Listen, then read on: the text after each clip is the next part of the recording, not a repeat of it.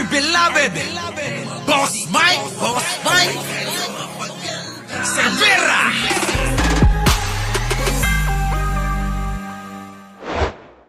Dyan, nilang black. Oh, Erwin Tulpo. Oh, binanatan naman ngayon si Maharlika. Mga kababayan, ha? Oh, tuloy. Ilan nga dyan, nilang vlogger dyan. Salita ng salita, tira ng tira sa gobyerno, lalo na po yung isa dyan sa Amerika na babae. Nakapangasawa siguro ng mayaman na AFAM. Napakaswerte mo, Ining. Bira ng bira eh. Napakaswerte mo, mamahalin pa yung mga antipara. Oh! Hindi, peke lang yun, oh. Peke lang yun. Sa Divisoria lang binili yun, oh. Oh, Kuya Erwin. Sa Divisoria lang binili yun. Diyos ko po, dapat magpasalamat ka na sa Panginoon Diyos na mayaman ang AFAM mo. Oo nga, hindi, pinatay daw niya yun eh, pinatay. Oo, kaya daw yung kanyang mga mana at saka yung mga insurance, napunta daw kay kay Maharlika. Kailangan magbanat ng buto. Daldal ka ng daldal, comment ka ng comment, mga pulburon, ahas na puti.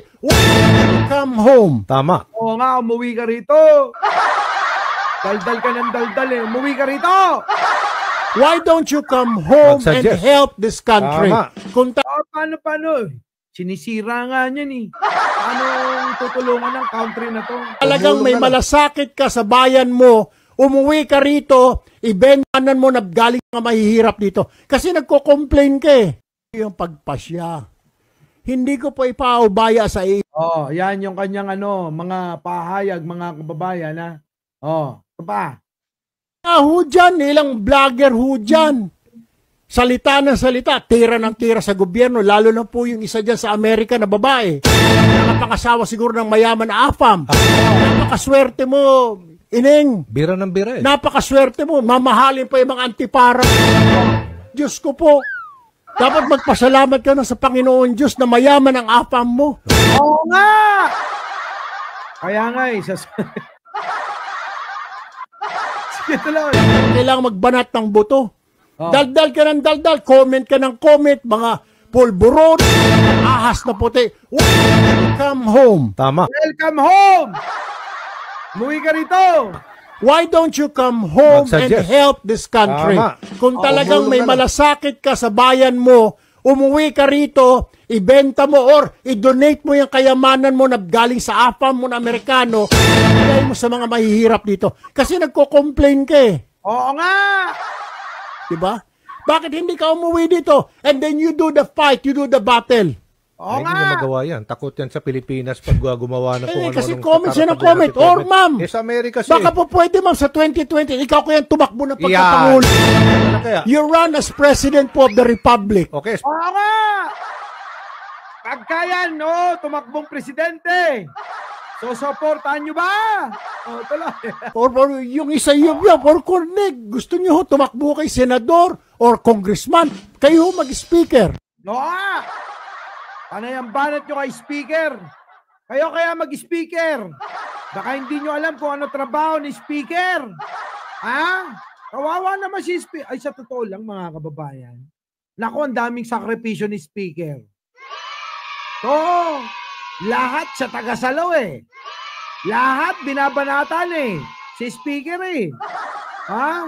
Diba? O, ano pa? O, pasok. Po yung pagpasya. O, ito na. O, hindi na iiyak yan ha. Ito kasi si Hitad eh. O naman kasi Maharlika kung ano-ano sinasabi mo eh. O.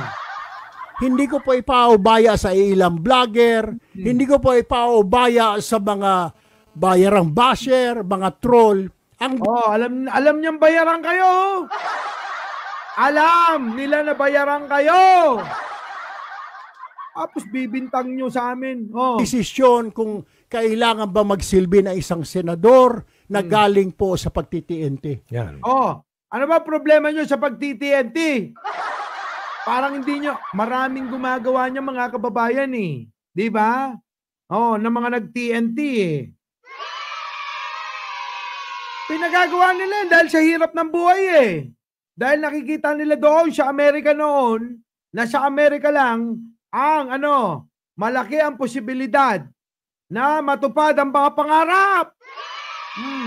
naggaling po na dati po undocumented alien na illegal ika nga OFW. Oh. Pero ipaubaya ko po ito sa sambayanan. Because ang sambayanan po at the end of the day will decide sa Mayo, sa darating po na Mayo. Ngayon, kung sasabihin ng COMELEC, Erwin, ayaw namin, then so be it. Ngayon, pagdating sa May 12, hindi na po ba tayo makapag-antay? Ilang buwan na lamang, January, February, March, April, May, 4 na buwan na lang po. Kung ayaw nyo sa mga tulpo, di wag hunin yung iboto si Erwin. O, di wag nyo iboto! Wag nyo iboto, si Tulpo! Kung ayaw nyo! Tandaan nyo, kahit saan bansa, marami nagti-TNT. Bakit? Dahil sa sobrang hirap ng buhay sa Pilipinas, mula nung mawala si Pangulong Ferdinand Marcos Sr. Ito, kininayo. Anong problema nyo? Kung ayaw nyo iboto, wag nyo iboto. Kung gusto nyo iboto, iboto nyo. Binibira nyo si Speaker, ayan. Sobrang sipag nung mama. Ngayon ko lang na, alam nyo mga kababayan, ngayon ko lang nakikita yung sakripisyo netong si Speaker Martin Romualdez. Oh, hindi nakikita ng iba. Naniniwala sa mga DDS na tanga. Alam nyo mga DDS mga kababayan, dahil ang alam nila si Speaker ay tatakbo bilang presidente, kaya dahil makakalaban ng isang luka-luka, sinisiraan nila na sinisiraan. Pati yung akap. Pero yung akap na yan, hindi lang akap na literal ang ginagawa ni Speaker. Pero ninyo, kung makakapagsalita lang lahat, yung mga nakatanggap ng ayuda mula sa ginawa ni Speaker na yan, naakap. Nako, mga kababayan, napakaraming natulungan yan. Ewan ko ba, dito sa mga DDS, dito sa mga Duterte Group, bakit ayaw nila yung akap? Tumutulong na nga. Sinasabi nila kasi ano yan, ng mga ni Singkunduling, walang dumadaang pera sa mga congressman. Anak ng tinapa kayo. Wala, ni Singko. Diba? Oh, sino nakatanggap? Si Arnold nakatanggap ng akap. Oh, sino nakatanggap dyan? Yung mga kamag-anak ninyo. Puting na yan kayo. Oh, nakatulong na nga yung gobyerno. Minamasama nyo pa. Puting. Di ba mga kababayan? Tulfo, wag ninyo iboto si Ben Tulfo. Iboto nyo yung dyan, yung mga magagaling dyan.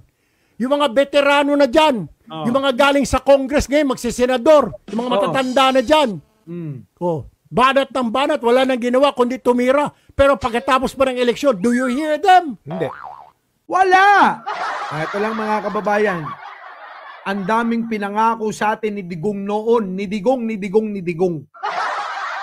Sandamakmak yung pinangako ni Digong. Meron ba kayong naramdaman sa pinangako ni Digong?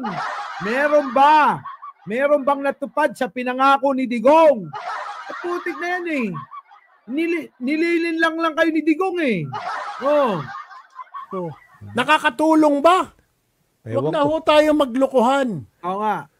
Niloloko lang ho ninyo ang taong bayan. Magaling lang kayo pag mag-i-eleksyon. Labas ng pera, tulong dito, tulong doon. Tragis. Pardon my French, bye. Okay lang yan. Pero, yun ho, nakakasama na loob eh.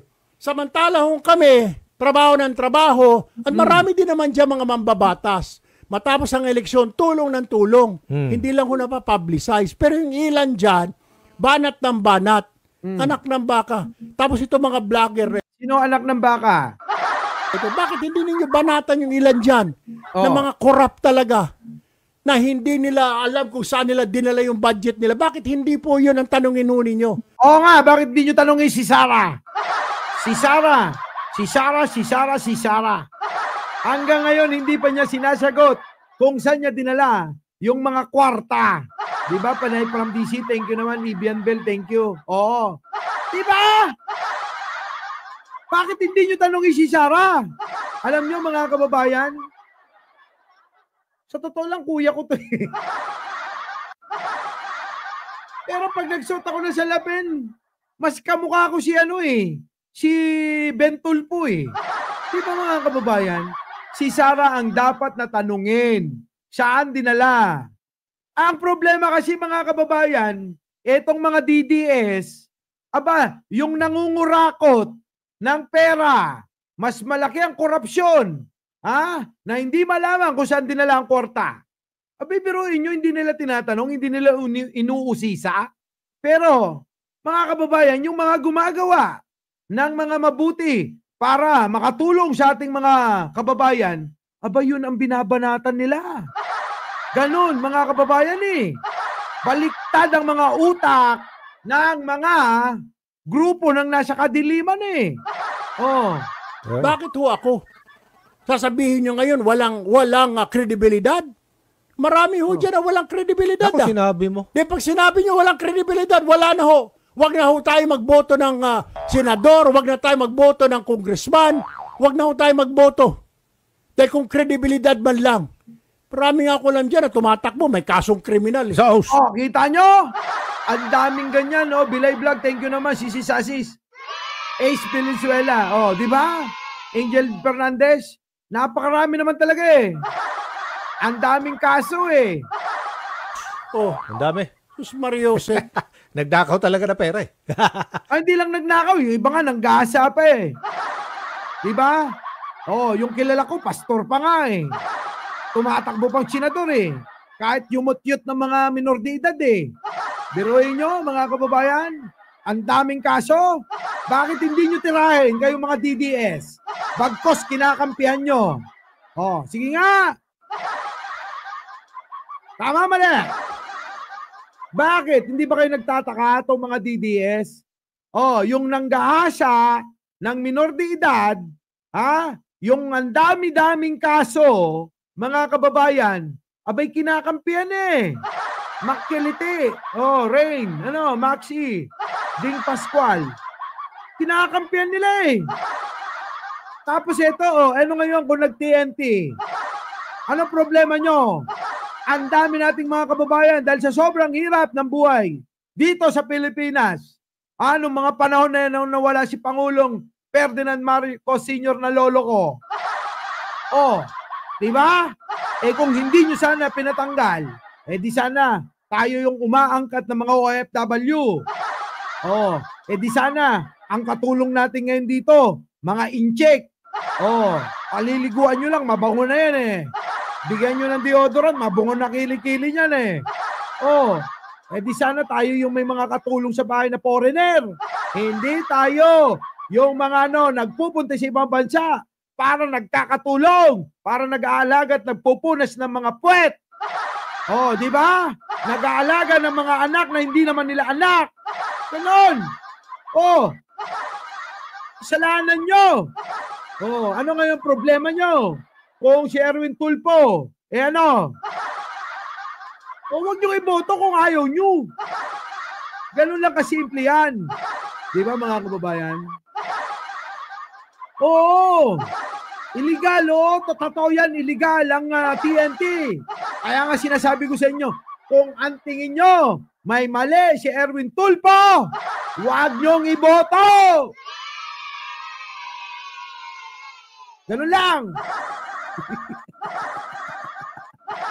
Tama!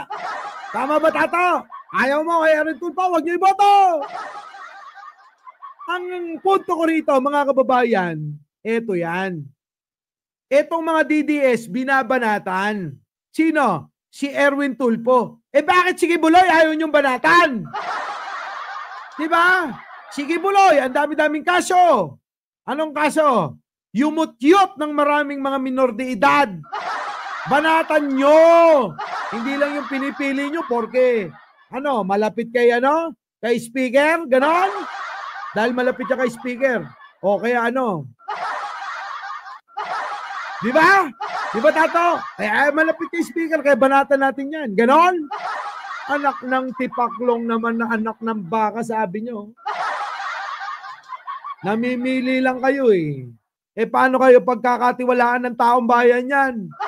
Kung lahat na lang, basta gusto nyo, kakampi nyo, ay exempted, walang kasalanan. Kapag ka iba nagkasala, Ay, banatan natin yan, banatan natin.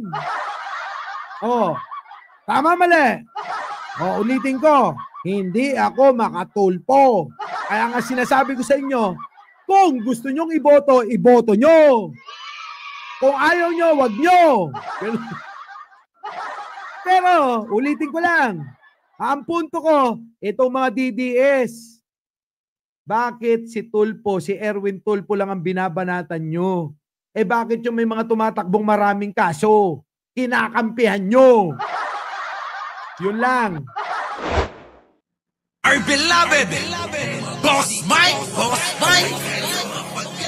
Cervera.